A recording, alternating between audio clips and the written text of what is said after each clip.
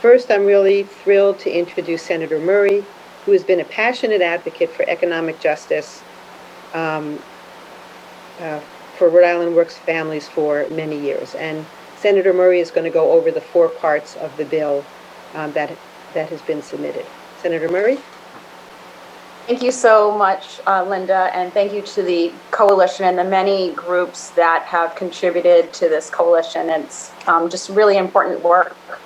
I'm proud to sponsor this bill. This is the 3rd year of my sponsoring Rhode Island Works bills. This is the 2nd year of my sponsoring this bill. And I just wanted to explain, the bill has 4 components. Most importantly, and crucially, it raises the amount of cash assistance families in this program receive. And as was stated prior, it is an amount that has not been raised in 30 years. Currently, these families are living at 30% of the federal poverty level, which is deep poverty.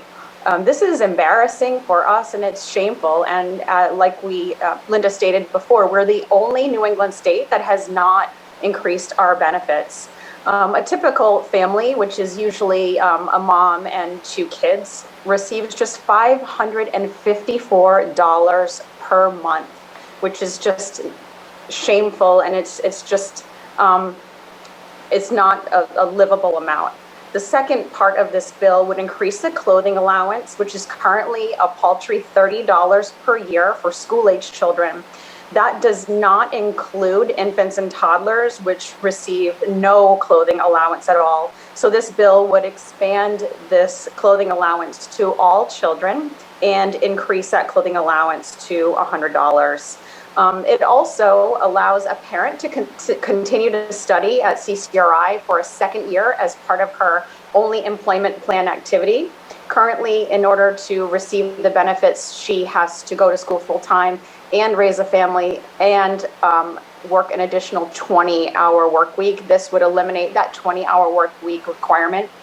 And finally, it provides for an exclusion of earned income for the first 6 months of employment to ease the transition into work, which ensures a successful transition out of the program, because when the eligible family goes into the workforce and goes out of the program, they lose a lot of those really important benefits, such as childcare. And that's just a very crucial time in the transition. What we don't want to see happen is, for these families to just fall off that cliff because they're at the very edge.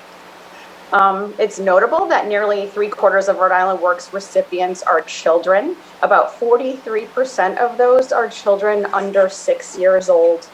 We know what toxic stress experienced by children in deep poverty can do. It causes damaging, long-lasting, and permanent damage. And so when we talk about passing this bill and funding these increases, this is not about having the funds to pay for this increase.